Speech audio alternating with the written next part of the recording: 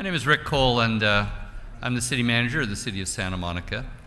And we've got really an extraordinary panel of folks, all of whom have worked in and around the city of Los Angeles at the heart of our region. But we're going to be talking about the concept of smart cities that goes well beyond the city of Los Angeles. We're going to start with Brian Sweat, who's the city leader from the Americas at Arup, to sort of frame the issue of what do smart cities look like. And then we're going to focus our discussion on what do we need to do in order to create governments that can deliver smart cities. How do we first make smart government so that the interconnected digital world that has been envisioned at the last 2 days of this conference can actually come about, and government can be a facilitator instead of so often it's viewed as an impediment. So Brian, let's get started with you.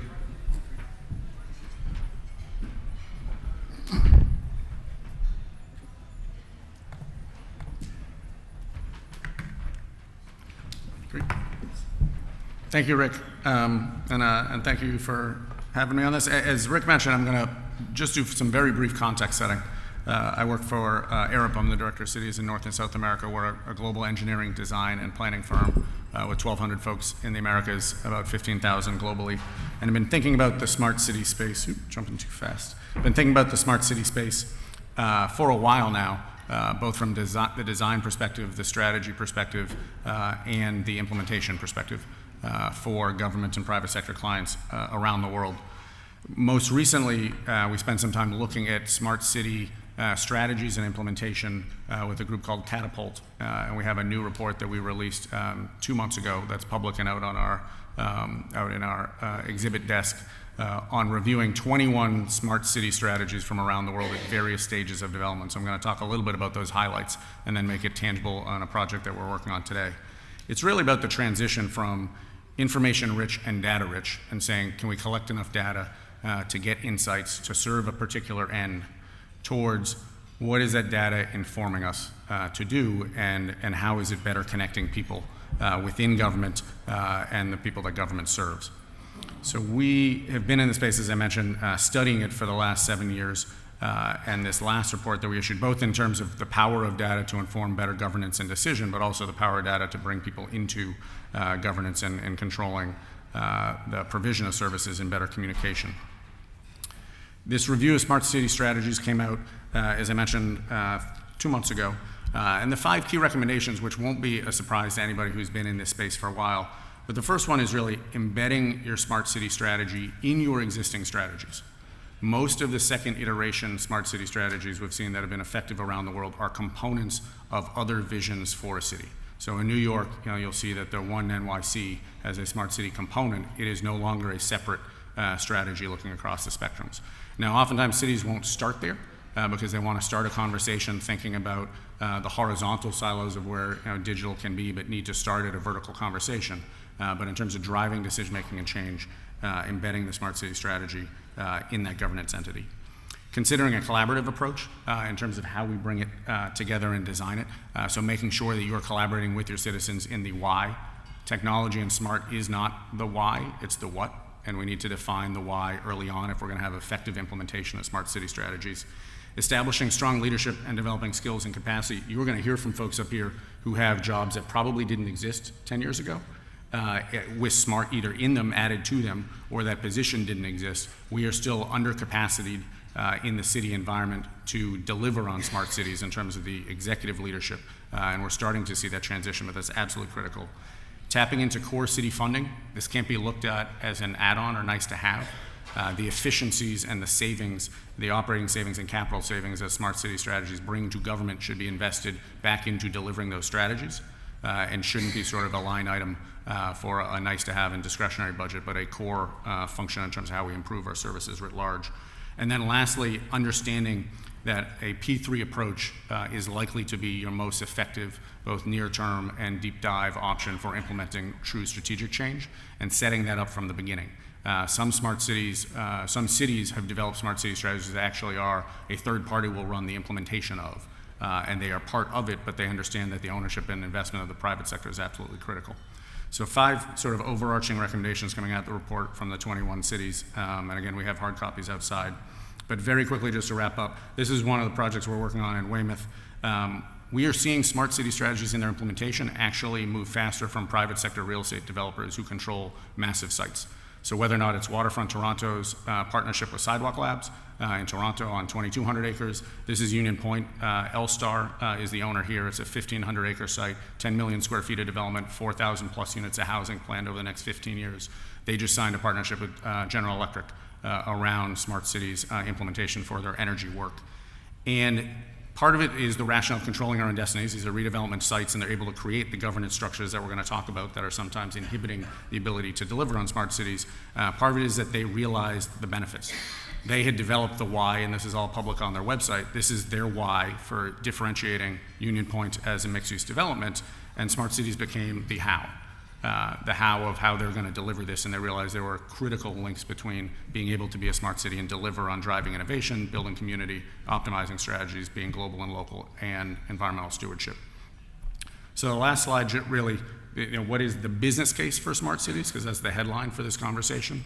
They understood it was not only market-driven from driving a rent price to commoditizing the data in terms of having all those folks living and working and what can you do with that data, back of house in terms of their own operations, supporting Massachusetts' vision. We heard a lot today at the plenary session about aligning with state and local visions to deliver on services differently, and then improving planning. We are actually consulting with them not just on their digital master plan, but their energy master plan, their water master plan, and their transport and mobility master plan, because they all have to be the same. And you have to start talking about how smart integrates with providing water and energy and wastewater and transport all together. So with that, a bit of context from outside Los Angeles, and I'll turn it back over to Rick to dive deep into the metro. Thank you, Brian, and thank you for Arup for putting together this report. I hope you'll all either take a physical copy or take a look at it. It's available online as well. So number 3 of the 5 strategies that Brian laid out for us that we'll be talking more about is establishing strong leadership. And we've got 4 remarkable leaders, as I said earlier, in and around the city of Los Angeles.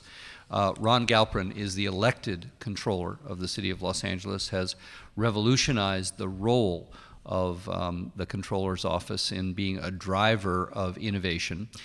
He has, from day one, changed the way the controller's office worked and changed the pace of government. He's an incredibly impatient guy, and that's a good thing in the city of Los Angeles. One of the people that helped shepherd the city of Los Angeles through its worst economic crisis since the Great Depression was Miguel Santana, who was then serving as the city administrative officer. He was the adult in the room when the council and the mayor and all of the stakeholders were petrified as Los Angeles, for no really good reason, was careening toward the bankruptcy proceedings. And Miguel was able, with his calm and patient leadership, to get everybody focused on solving the problems and beginning the turnaround that continues in the city of Los Angeles. He is now the CEO at the LA County Fair Association. So he's now the mayor, in effect, of a big piece of real estate out in the eastern San Gabriel Valley, an important part of our county's history and potentially an important part of our county's future. Amanda Daflos is the director of the Innovation Office that Mayor Garcetti has set up. She came to the city as head of the Innovation Delivery Team funded by Bloomberg Philanthropies, and she and her team have really set the pace at changing the way Los Angeles does business internally. And one of the people that helped support that work and one who's been not only a thought leader, but even more importantly, a funding leader, is Michael Kelly, who's the executive director of the Los Angeles Coalition for Economy and Jobs.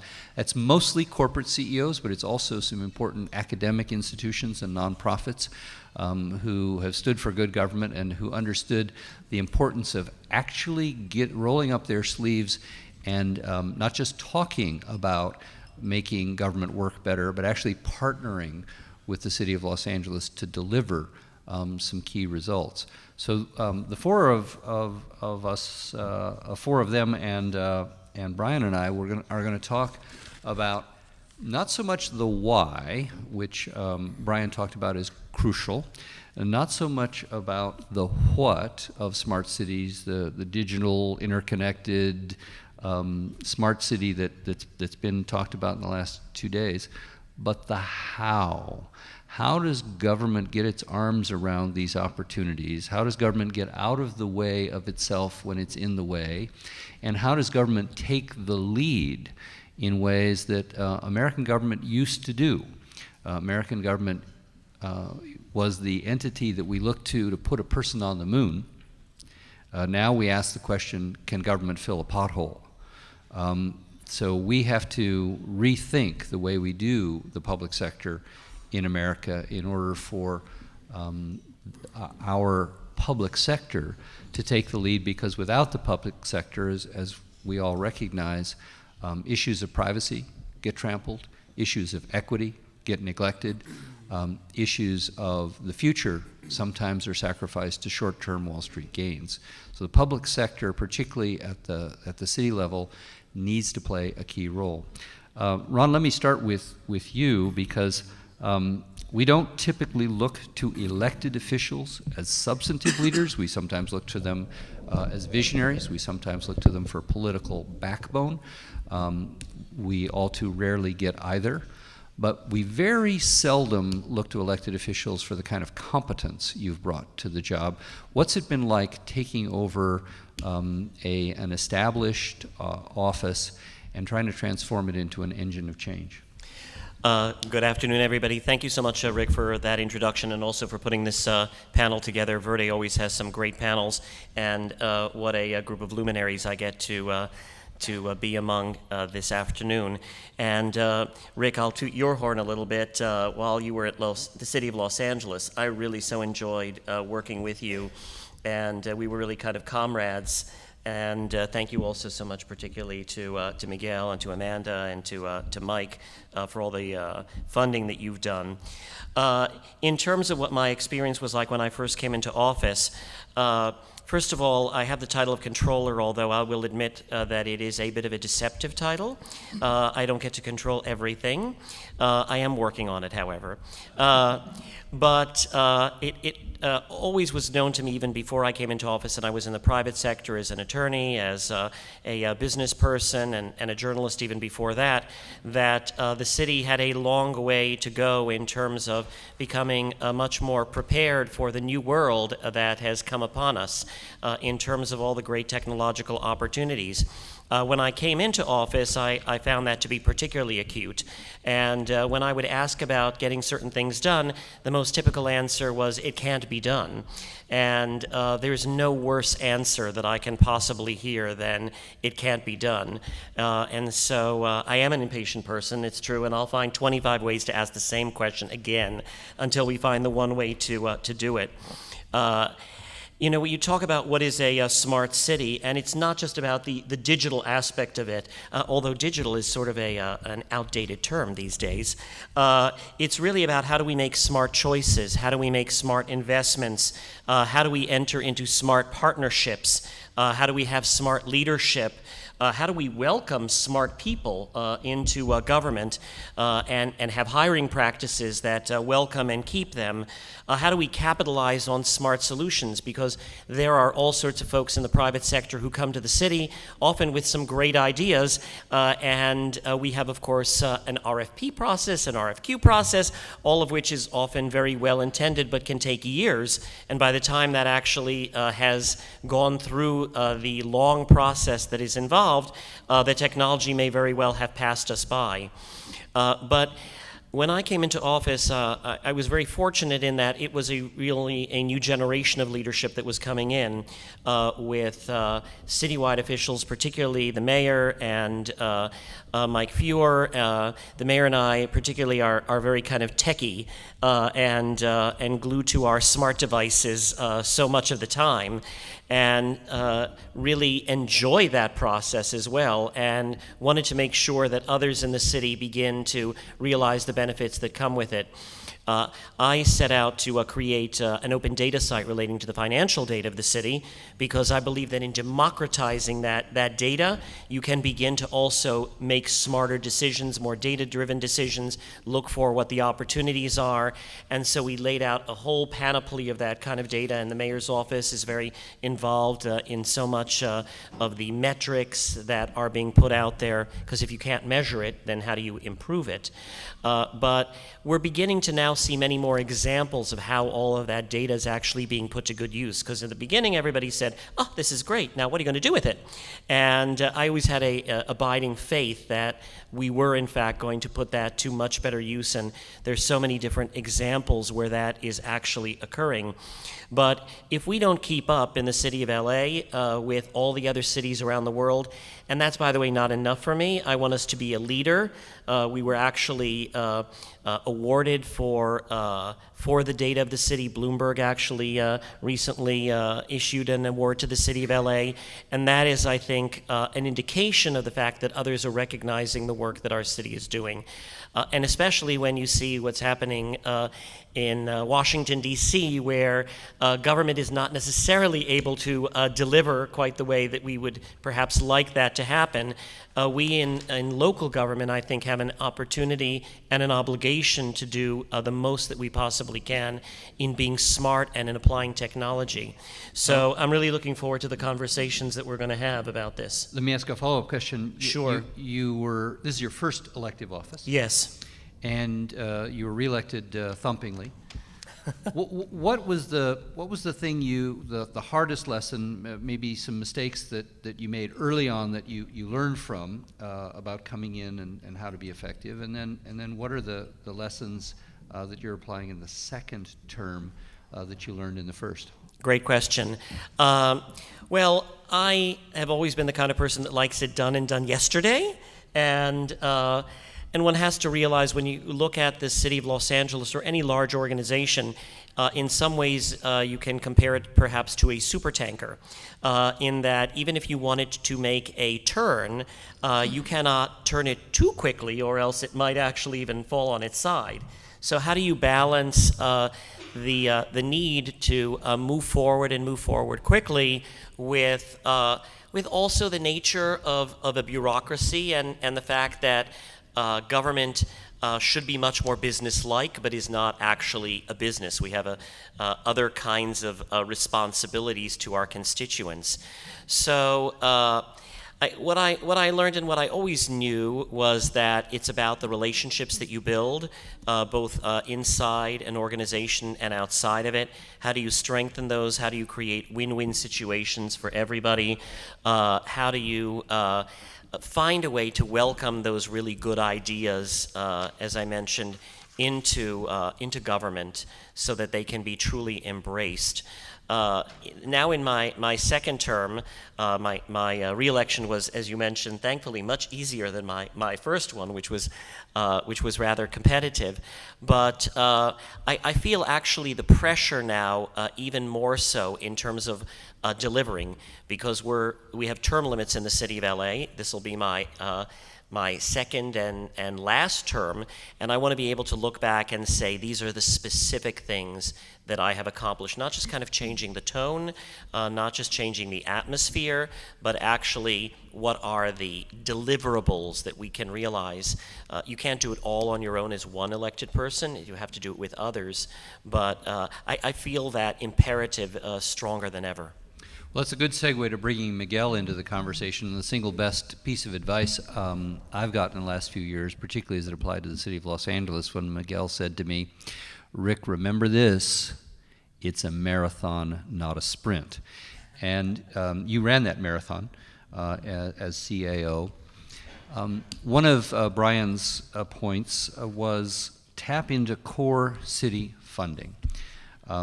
You have been a leader in trying to be innovative in using funding mechanisms and in trying to establish a fiscal conservatism that allows the money to go into things like fixing sidewalks, which had been neglected for decades. So what are the lessons for the group for changing how we do government in the finance sector? Los Angeles famously is the only major city without a chief financial officer, at least not in title. Mm-hmm. So what's the finance piece of making government smarter? I take it to something even more fundamental, and I think as someone who's spent 25 years in the public sector, one of the hardest questions for government to answer when we're pursuing sort of the latest flavor of the week, resilient city, smart city, innovative city, whatever it is that we're pursuing at that moment, is what problem are we trying to solve? And I ask that because we often think about the outcome, or we think about the headline that we're trying to create, or the press conference and what it's supposed to look like. And then once the lights go away and the press goes on to do something else, we forget about exactly what we were trying to solve. Are we trying to get people from point A to point B faster? Are we trying to make it more accessible for services, more accessible for residents? Are we trying to make it more streamlined for processes within government?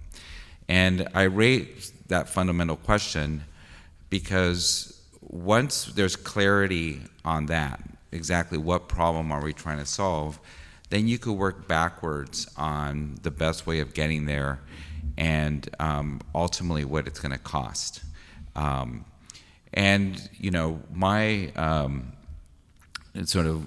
my approach to finances at the city and throughout my career is that if you don't have a foundation of taking care of the things that you're supposed to do, you know, that no one else is in charge of, but only you're in charge of, then it's hard to move forward to do the things that you want to do, let alone the things. And so establishing that foundation is important.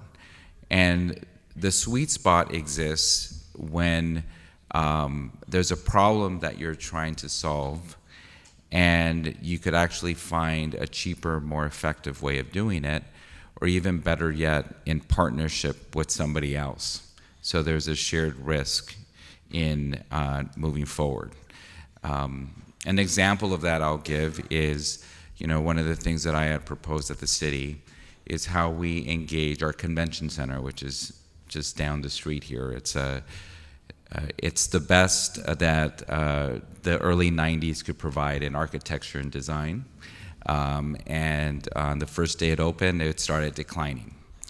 And so the city pays about $50 million a year in debt service for that dinosaur that we have, and will continue to do so for the next several years. And it's obviously in dire need of a refresh. And so the traditional model would be is that the city would borrow another $500 million, possibly $1 billion, design the best of 2017, and engage in long-term debt service for that structure. And then once it opens a few years later, that will be its best day, and then it'll start to decline after that. And so we proposed a model that engaged in a public-private partnership that asked the private sector who's interested in designing and building and operating and maintaining and financing this structure, and what would it take for that to actually occur.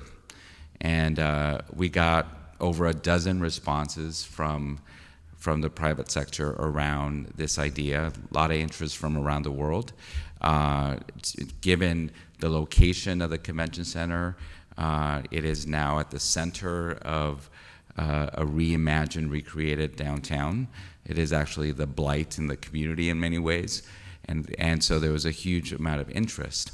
The challenge, of course, always comes around the who. So in this case, the problem we were trying to solve is to have a thriving convention center that interfaces with a transformed downtown and brings more visitors to Los Angeles so that they stay at our hotels, eat at our restaurants, stay prolonged trips with their families.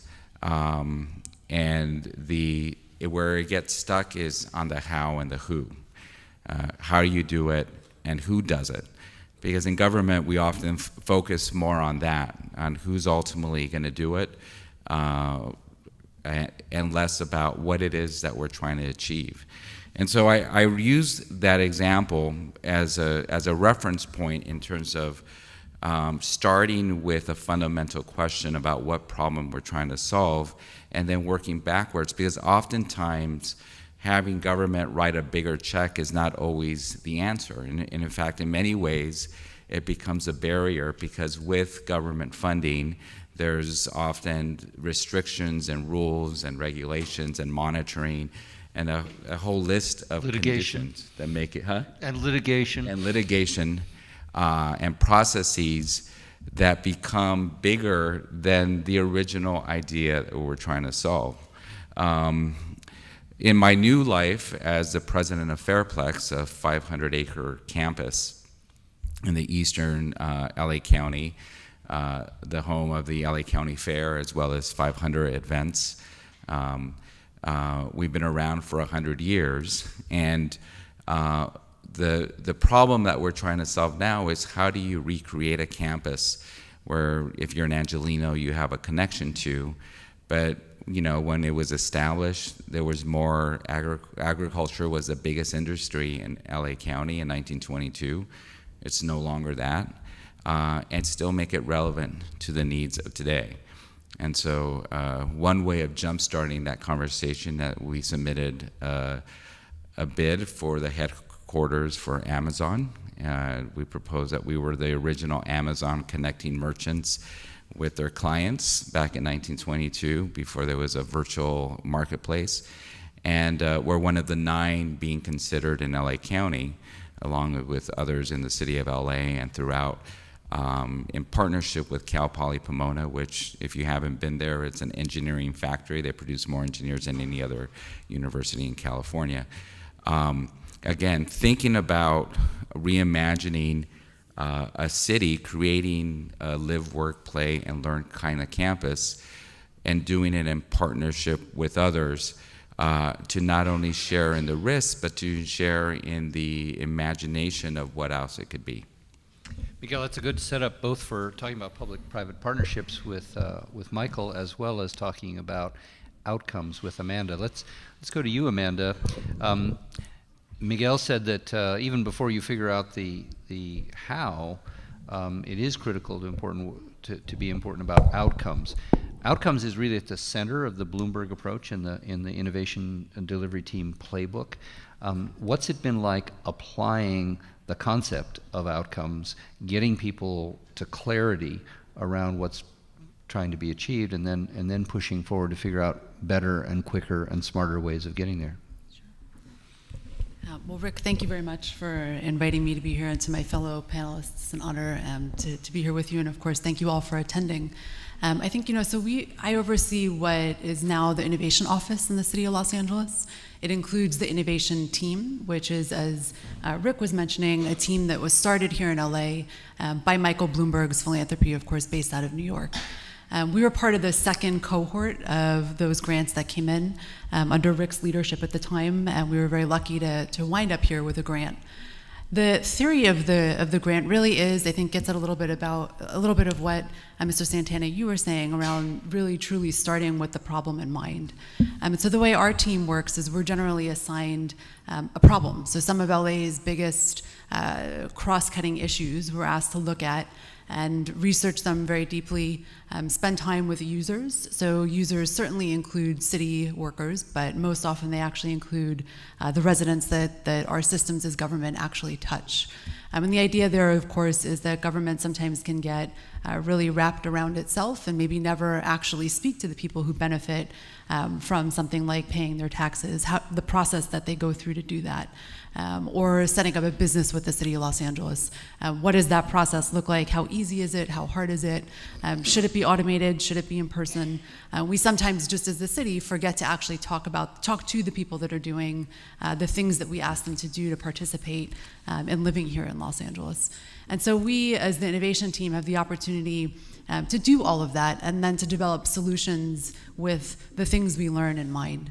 So the things we learn may come from other cities that are doing something really, really well. It may also come from a place that's doing something really poorly that we should never replicate, or some blend in the middle, because sometimes there are things that didn't work but could work differently here in LA. And I think for us, the idea of applying things, I often think of us as applied innovation. So as to say that we do all this research, we develop sort of what the smartest way to do it is based on all the things I mentioned, but then we also try to get it done. And I think I am equally impatient as yourself, and so we've learned, I think, how to also navigate the bureaucracy in ways that you have to be able to actually get something done. And so we have certainly launched a number of projects that have been responsive to the issues that we found or the things that we've learned along the way. I think one example I might mention is relevant to the small business community here in LA. We were really asked to look at displacement of businesses and moving businesses and what makes it hard to be a business in LA. And what we wound up finding out was that it's not so much about the things that you have to do to be a business here. It's actually very much about understanding the process and being able to do it from the comfort of your home online, or understanding simply what departments you need to go to get any one thing done. And so we launched in late 2016, early 2017, what's called the city's small business portal. And that's applied innovation in a way because it takes a lot of what we learned from all the interviews that we've done with residents. It takes a lot of research from other places, things that worked, for example, in San Francisco that we replicated because they worked, and we delivered that here. It's an online tool that now businesses can use to register their businesses online with the state, the county, and then the city. It cuts their lines, it cuts their wait times, it does all of that. And the feedback that we commonly get is, I think, both a compliment and then maybe something for us as government officials to always think about, which is we get the feedback that people don't really think it's actually a government website. And the reason why they don't is because it's designed with users in mind from an experience point of view, but also from the way it looks. So if you get on, it looks really user-friendly. It's bright colors. All the pictures are of actual businesses here. And I think that for us as the innovation team is both a really important compliment, but something as government officials that no matter what we're doing, whether it's writing an RFP, whether it's delivering a portal, whatever the case may be, it's important that we seek out that kind of feedback. And I think maybe the last example I would give just around the procurement process for the city, we have the chance to do that in all of our projects. So anything we're doing, typically we're going through some form of procurement, whether it's for a partner on a portal or to help us build a house. And we're doing a lot of work around innovative housing here in LA, as everyone here is very well aware. We do have a housing crisis, and it's a huge opportunity to think about how we innovate housing. And so we're doing a series of projects here in LA around that. Whether it's that or it's some of what we're doing right now with the police department, we're trying to do new things in procurement. And that's some of the work that the mayor's office has certainly done around looking at reform for our procurement process. But I think asking simple questions like how do we get more for the city is something that the innovation innovation team is trying to drive. And an example of that is in this police work we're doing. And we have an RFP out right now. And what we asked vendors was certainly bring us your best ideas on how you accomplish our needs, but then also tell us what you're going to do for us for free. Because we're willing to put more skin in the game, but we want to know, can you deliver services to us in a pro bono way? So whether that's training some of our staff on simple things like Excel, you'd expect that a vendor like an Accenture or a Deloitte or really any vendor might be able to make a day for training. And so we actually have a clause now in that RFP that says, tell us what else you'll do in addition to delivering this to make the city better, right? Because we all live here. And in the end, if we're thinking about being smart cities, the goal is, I think, to bring more to the table and help our vendors participate in our process in LA that benefits certainly them as people that live here and contribute to the work we're doing, but also help us get smarter, because if we don't have the things we need in city government, we need someone to help us get there and get our staff there. And so we've got sort of creative things that we're doing in that domain. Michael, of all the people on the platform, you're the one who had to make the literal business case to the CEOs in the LA Coalition to invest in government. And you personally raised millions of dollars that have now been invested in spurring and spearheading, I put those two together, spurring and spearheading innovation in Los Angeles city government. What's the case you made, and are you getting return on investment? I think yes. I think anytime you're able to build a long-term, sustaining, and innovative public-private partnership that is going to improve the quality of life for the majority of people in this region, I think it's been well worth the time, the frustration, and all the resources that's been put into it. Just to kind of explain my role, it's kind of, looking at going last in this panel as I've surround myself with very smart people, take a lot of notes, and try to figure out where the undervaluation is. And I think a lot of people, as we hear, they sell government short as a solution to a lot of the problems. I mean, I look at as government plays a much bigger role than people realize in fostering economic growth and job creation, improving the quality of life. Just in the city of alone, there's about 45,000 people that wake up every day and they want to do something good. But as an institution, it's so far behind in the times. I mean, if you think about if you were at lunch, you listened to Steve Wesley talk about the speed of technology and talk about where this world is going compared to where government is. I mean, obviously they serve different, missions. Government is so far behind the times. And I think it lacks the infrastructure, it lacks the talent, and it lacks the actual platforms to get stuff done that's needed to get done. Because, majority, as they all know really well, the majority of the money is got to cover the cost of labor or public safety. They really don't have a lot of money to play with. So one of the things that the brainchild of Rick, and we partnered on in this business case, was the idea of, you think about people in the private sector, and they don't have a lot of faith in government. They're in the same marathon, but a lot of them are running a lot quicker. And so how do you explain to them that you can be civically engaged? You can pay somebody like me who will do it day to day, in and out, and educate you on it, when to, step in and have these important conversations with the principals in government.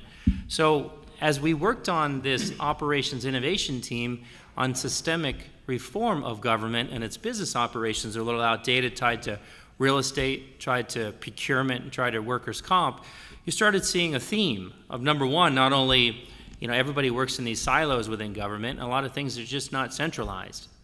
Think about the leveraging power when you actually centralize things. And then you look at, this conversation of data. When you think about the three things we dealt with in real estate, procurement, and workers' comp, there was a lack of data, outdated data. It wasn't reliable data. And not everybody had the same data as somebody else. And then, kind of led me to this other thing is, I was thinking about, okay, if it comes to technology, you can see the city of LA, at least what I told, maybe it's a different number, but, the IT department, they need $350 million of IT investment. 52% of its workforce can retire in a couple of years. And somebody told me today that there's one data officer who works for the city of LA, second largest city in this country, and they're on contract. They're not a city employee. And so as I'm looking, going back to this. That's 1 out of 45,000 people that work for the city. 1 out of 45,000. In a world in which, some of these universities are creating, the amount of data analysts and all these other jobs tied to data, kind of what you do with the data, are springing up at all these universities. So my role going back into is trying to get the private sector paying more attention to, the value of government, the value of innovative public-private partnerships. So in how I got actually brought into the smart cities thing is a lot of people are talking about innovative cities, smart cities, resilience. Every foundation has been addressing it, is through another innovative program I chair the advisory board for the Fuse Corps Fellowship Program. It brings in mid-level, mid-career, very talented people into government at the state level, at the local level, and it's not disruptive because these people have amazing experience. I always joke that I couldn't be a fellow for this organization. And they go into the Department of Transportation, they go to the port, they go to LAWA, Bureau of Engineering, all these departments, and they work for a year, and they work with the key principal of those departments. And what's happened, I've discovered, is you think about the pace of technology, and other people, other countries do it well, like Israel with technology around water and exporting that technology and that innovation, is the private sector wants to have one conversation with government, but usually they're not talking the same language. And I've discovered the Fuse Corps fellows are talking the language of government and the private sector. And through that conversation, you start realizing, wow, there's this massive need on bringing government, not it's just the spending through the IT department, but government to actually really be an incubator, tied to whether it's healthcare, whether it's tied to mobility, whether it's tied to economic development. So once again, kind of looking at maybe what's the next stage of an innovative public-private partnership is the government doesn't really have the capacity to sometimes talk the same language, understand contractually how to set up these public-private partnerships. Is maybe the understanding of creating a real true a fund, an innovation fund, then much bigger, much broader, to tackle what are we going to do with autonomous vehicles, and potentially how can that partnership. I mean, the government, I understand it's on a mission to serve, but at the end of the day, a government that is underfunded over and over again has an opportunity around this issue to drive revenues. And academia has a role to play, potentially to scrub through unreliable data and breaking down the silos and centralizing things. And they could benefit financially. And at the end of the day, if you're able to do that, then you start going to the communities and you start doing, smart LA, smart inhalers in the community, or having little incubator spaces at the Cal Poly Pomonas for Ford and everybody else to have a little smart track and do things. So I'm not giving up on it. That's the role I'm playing for the last 8 years, and I'm going to keep on doing it. So. Thank you. Before we turn to you for questions that you may have for the panel, I want to toss out 2 challenges to each of you. The first one is the Amazon challenge. Yesterday, 3 CEOs, including Jeff Bezos, announced that they were going to revolutionize the healthcare industry, right? And everyone looks at them, they nod and say, okay, I guess they're going to do that. It'll be an interesting experiment, but their track record is pretty amazing. The Amazon challenge to us is, what if tomorrow Jeff Bezos says he's going to put us out of business? He's going to bring the same kind of ruthless cost-cutting, daring innovation, and bold vision to some of the services that we've traditionally provided, or solving some of the same problems that our services are no longer doing a very good job at solving. How do we meet the Amazon challenge? We've talked about the need for patience, the need to work with the bureaucracy, the need to build relationships. Do we have the time to do that? And how can we accelerate that? So how do we meet the Amazon challenge? Don't all talk at once. Well, I think it's not just the Amazon challenge, as it were, but it's also the Amazon opportunity, in that, yes, there's a lot of ruthless competition out there, but if there are those who have some great ideas about how we can deliver services in a better way, then we have a choice. We can either be left behind, or we can be part of getting on that train. And I think that the latter choice, when all is said and done, is really the only one. You cannot hold back the inexorable march of change. But how do you do that in a way that, of course, responds to the needs of constituents, of residents, of businesses, and not just the perhaps narrow interest of stockholders or of investors in a particular company? But I view it as much more of an opportunity when all is said and done than as just merely a challenge. Go ahead, Brian. Here. So two quick thoughts. I mean, I think the question is very real and relevant, and anybody who followed, and in full disclosure, I mean, we've been working with Waterfront Toronto for a long time, but if anybody followed the announcement with Sidewalk Labs, which had the premier, the prime minister and the mayor, it's a great fanfare in the fall announcing a partnership to rethink and actually install the first real smart city integrated approach. And their drive was exactly the question you're asking. Can we fundamentally deliver services in a different way?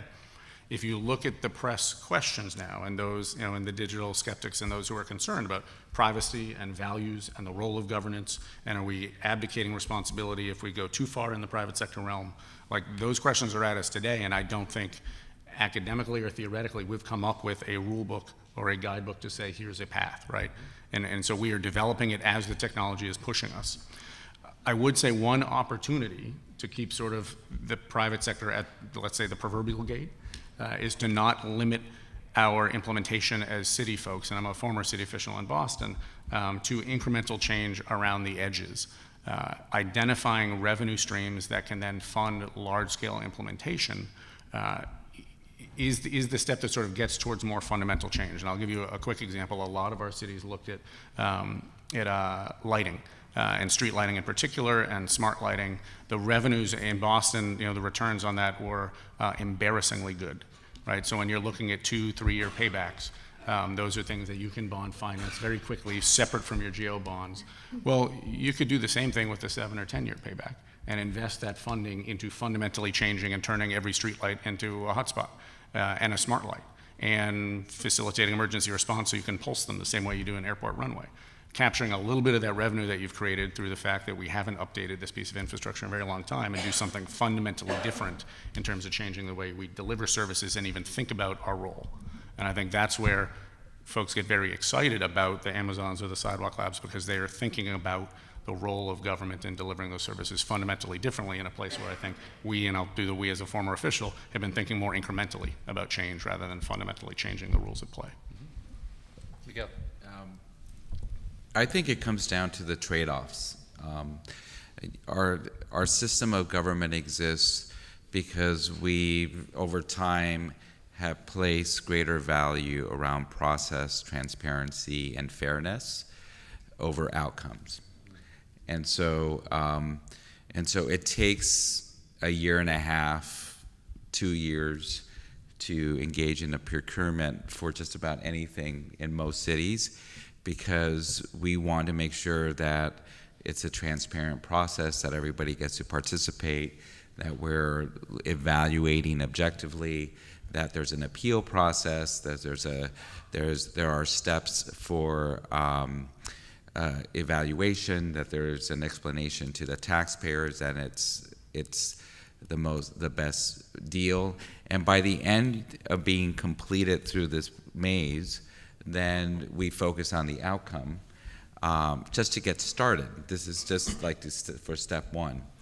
And so the attraction behind having Amazon or the private sector in general sort of say, we're going to start with the outcome and work backwards is tempting for the reasons that at the end of the day, we all want to see that outcome surface.